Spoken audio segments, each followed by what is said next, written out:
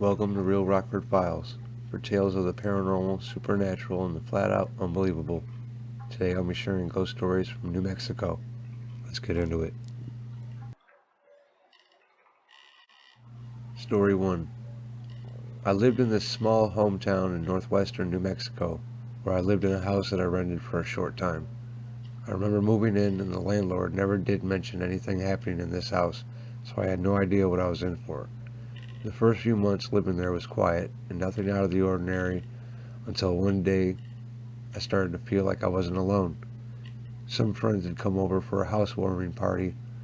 I had never had any feelings of not being alone until some friends had come over this night. I wasn't the one who had the experience this one night though. One person happened to fall asleep on the couch in the living room while everyone else were asleep on the floor. I was in the bedroom. Everyone was sound asleep until this person happened to jump up and yell out, "Help!" We all jumped up half asleep trying to figure out what happened, asking this person what happened and if he was dreaming. Just looking at his face you could tell he wasn't dreaming, as pale and scared as he was. After he calmed down a little bit, we were able to finally hear what he was trying to tell us. He had said that he was sleeping and he could feel someone grab him by the shirt. He thought it was just one of us in the house messing with him. He tried telling this person to leave him alone. He was sleeping. It didn't stop. He said whoever or whatever it was started to shake him vigorously, that he woke up and saw a figure, but it had no face. It was just black in the face. When he awoke from being shaken and screamed out for help, he said the black figure just faded into the shadows inside the house. We don't know what he saw, nor did I ever see this figure while living there, but he said he knows what he saw and swears he wasn't dreaming. I've never seen or experienced anything of any sorts like this before. I had company over, so I don't know if it was because I had people over or not. He left and never came to visit after this happened to him. Story 2. My story starts way back when I was 4 or 5. I would always wake up with pots and pans banging and the cabinet doors slamming. I had siblings, but only 2, and this would happen to me every morning. When I would wake up, everyone was sound asleep, and I would be the only one awake. I would sometimes wake up my mom, but when I did, she told me that she couldn't hear anything, and for me to go back to sleep. I never wanted to get up and check because I always had a bad feeling about it. But at the time, I didn't know what was happening to me. A few years passed, and all of a sudden they stopped, and I never heard those noises again. Then when I was 11, it got worse, way worse. I started seeing and hearing things. I should have mentioned this earlier, but my mom told me that when I was 3, I got possessed. I don't know anything about this, but what my mom told me. She says that I was, and she heard me growl, and not the normal kind, but she started praying, and the growling got even louder. Then she started speaking in tongues, and a black thing came out of me and ran out the door, and when it ran out the door slammed shut. But back to my story. The things I was seeing were demons, and the things I started hearing were voices. I don't know where it all came from. There were times where I would be lifted off my bed, and there were times when I would get touched or scratched, and where they touched me there would be a big red mark. But it got so bad I had to take high doses of meds to stop hearing the voices and the things I was seeing, but I can still feel a presence. Can anyone tell me how to deal with this? Can I control it? Story 3. This is a true story that happened at one of my friends' sleepovers. After my friends and I were done talking about the regular things girls would talk about at sleepovers, we decided to do something scary. I knew that my friend Hannah was trying to be brave, as paranormal stuff isn't really her thing. There was me, Tashina, Hannah, Rihanna, Elena, and Autumn doing the Bloody Mary.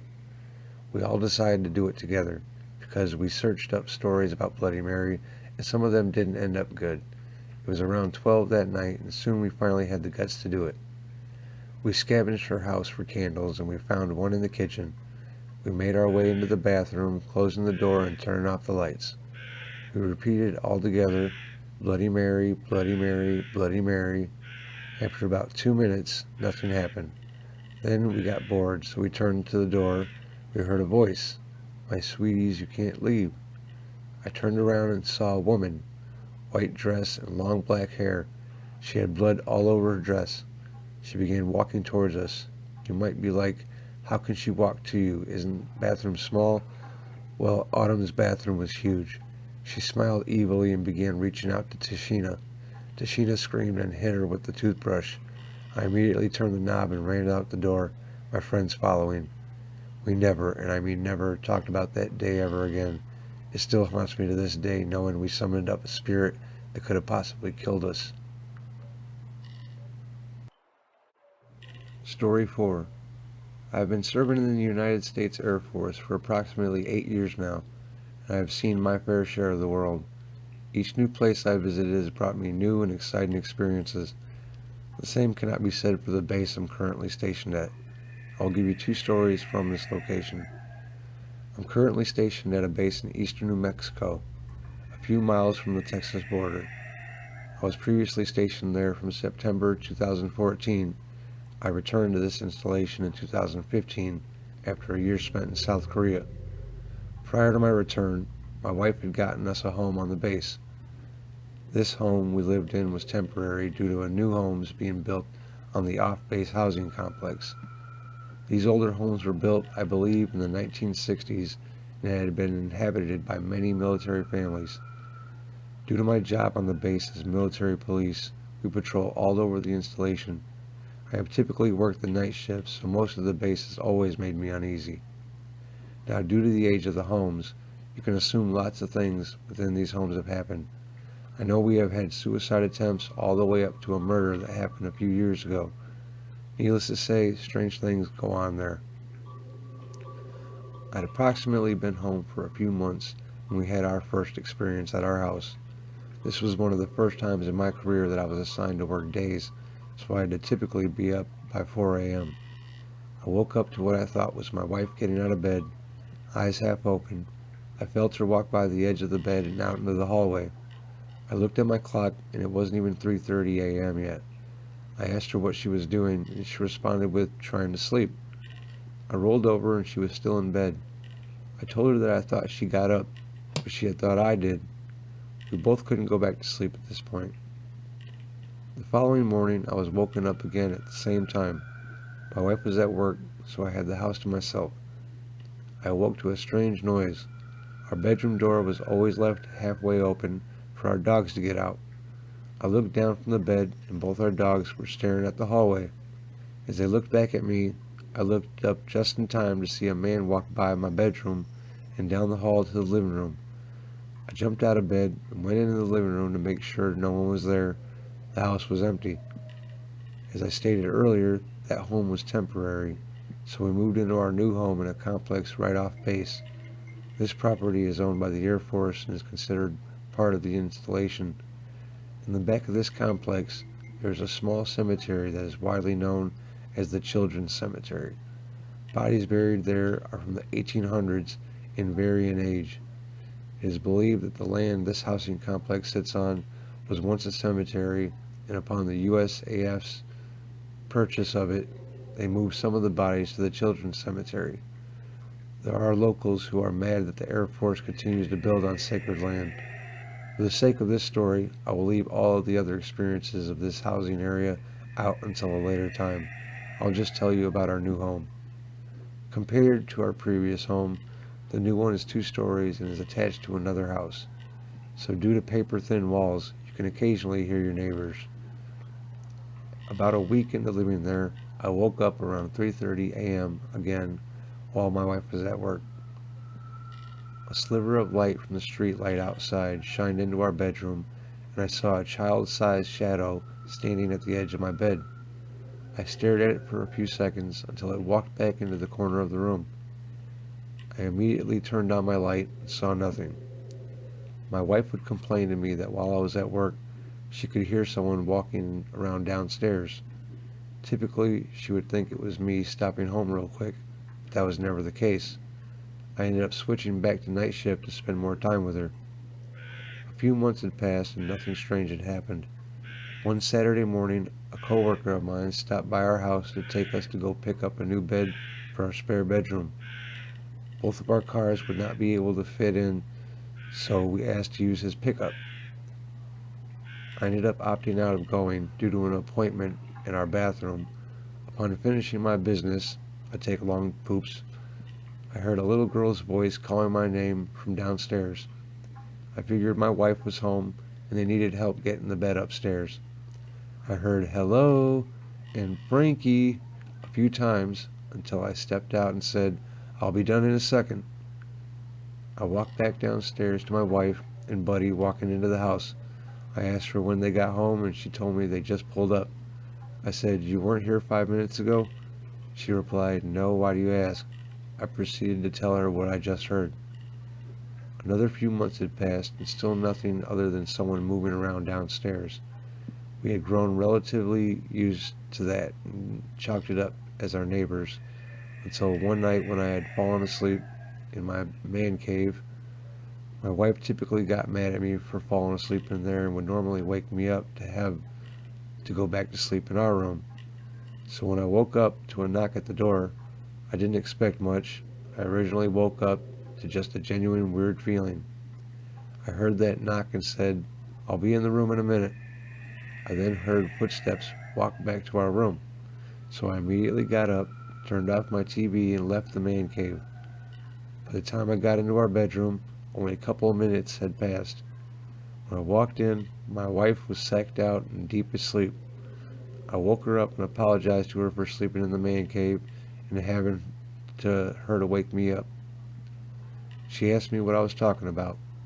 I told her, and she responded that she hadn't got out of bed.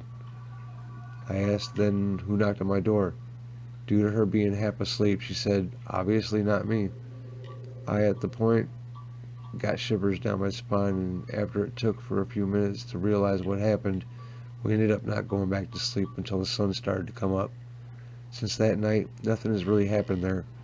I have many more experiences from there, specifically the housing complex. Some of us like to ghost hunt on the creepier parts of the base, but I'll leave those stories for another time. Story 5. So this starts out when I was about 8 in Fountain, Colorado. I laid awake on my side one night in the living room, camping out, and felt incredibly uneasy and had a cold, tingly sensation when it felt like someone had just touched my shoulder. No one was around, so I brushed it off. A couple of weeks later, I was in the living room when my sister started screaming and ran behind me down the stairs and threw herself into a corner, sobbing hysterically, saying something talked to her in her room. I honestly didn't believe her. We ended up moving to Alamogordo, New Mexico, when I was about 11. Sometimes doors would slam, and seeing as my grandma had passed away right after we moved there, we all just laughed it off and said Grandma was letting us know she was still there. Little things here and there, nothing big, so it never really seemed like anything to me. Fast forward to 16, I got married very young, mainly to just get away from my parents, and me and my husband found out I was pregnant about a week later. The day after finding out about the baby, we found a place of our own to move into. We were living with his mom. We thought things were falling into place. When we moved into the home, there was a storage shed out back, and the landlord said the previous people moved out and left most of their stuff, and that anything we found we could have. We found these matching pink and blue stuffed animal pigs that were also piggy banks. Every time you dropped a coin in, it made a cute little sound. Things changed after that. One of the piggy banks would go off at all times of the night randomly. Things started moving. One day I threw out a box of Lucky Charms, and the next day it was back in the cabinet, still empty. Random bags of marijuana would appear, and my husband had quit smoking since I had found out I was pregnant, and I was almost always with him, so I knew it wasn't him. Our back door would be open every single morning, still locked. Every night I would pull the door as hard as I could to make sure it was shut. I'd even push on it. It was shut, but it was always locked and open in the morning. One night I felt really uneasy and couldn't sleep, and we had a black light in our bedroom by the door. I laid awake looking at it when I heard a noise. The doorknob started turning and slowly the bedroom door opened. I woke my husband and he went to investigate, but there was nothing. I went to the restroom one night and heard a man's voice say, "Hey," like it was right next to me, clear as day. Shortly after that, I lost our baby and we moved out. Nothing happened for years. We ended up getting pregnant again, and about a month after finding out I was pregnant, we split up and ended up getting a divorce. The last time he saw our daughter, he said he took pictures of her and saw weird things in them, like a white spot, the same spot in the same area in every picture he took of her. She is almost 3 now, and sometimes she wakes up in the middle of the night and just stares at the wall and laughs uncontrollably for about an hour. In the pitch dark, just laughs. Her toys are constantly going off by themselves, and about 8 months ago in the middle of the night, I woke to a loud crashing noise. When I went into the living room, a shelf on the wall had fallen off, but the anchors holding it up were still intact. It was like someone had picked it up off the bars and dropped it. I'm starting to believe something is following me. Don't forget to subscribe for more stories. Hope you enjoyed.